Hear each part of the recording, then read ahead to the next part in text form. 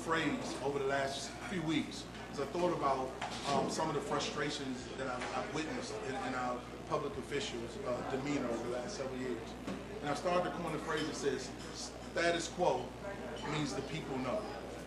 And one of the things that I think when I talk to a lot of the neighbors all around the city in Ward 7, the city council has become a silo, it's become a vacuum where it seems like only a few minds get together and make decisions on behalf of hundreds of thousands. Come on there. And then usually by the time the residents find out in Ward 7 or and around the city, we're shocked and appalled by the decision that was made on our behalf, and we weren't engaged in the conversation. So one of the things that I pride myself on is a lot of the works that I've done, whether it's work with helping to start the KIPP DC Charter School here in Ward 7, whether it's as an award-winning teacher at Anacostia, or building the Workforce Council or my own nonprofit training grounds, I've always seen collaboration and community engagement as the only way for success to really happen. Come on there. Because one thing I can tell you honestly about me, I do know what I know. But I'm smart enough and humble enough through the grace of God to recognize what I don't know. And I think that there's so many untapped resources and so many untapped experiences in Ward 7 that the blight and the frustration and the stagnation of development that we've witnessed over the last decade or more in this ward can be stimulated if we just engage the great resources, which are some of the expertise that exist in this ward. You think about many other leaders, and this one, the mayor for life, Marion Barrett.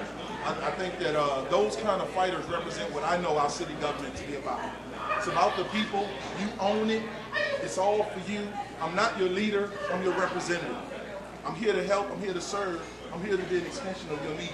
I'm tired of seeing the unemployment filling up our corners. Amen. I'm tired of seeing large corporations invited to do business in our ward, but they're not willing to exchange living wage opportunities for our residents.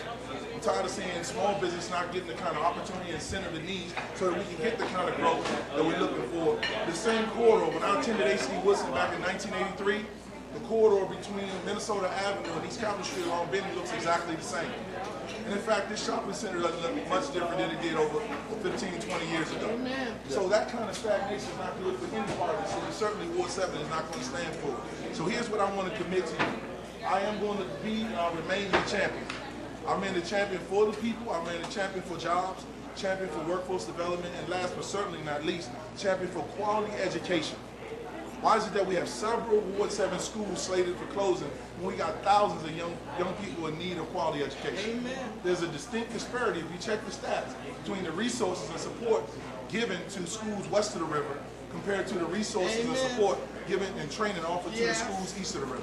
Yes. And one of the things I think that we have to get away from is the go along to get along politics in Ward 7. We have to have a strong voice that stands up for our needs specifically, gets the city to focus and respect us, and understand that we're not going to bring up the rear, but we're going to take the lead for a while. How about that? Anybody want to see Ward 7 take the lead?